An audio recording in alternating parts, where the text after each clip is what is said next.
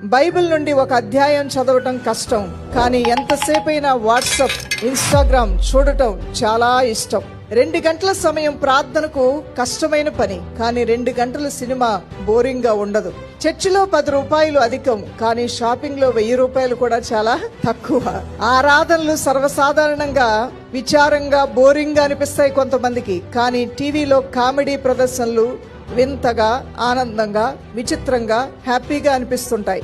ఇతరుల ముందు ప్రశంసలు వినడానికి, పంచుకోవడానికి ముందు ఉంటాం, కానీ ఇతరుల ముందు దేవుణ్ణి స్తుతించడానికి, ఇతరుల ముందు దేవుని గురించి చెప్పడానికి మాత్రం వెనకుంటాం.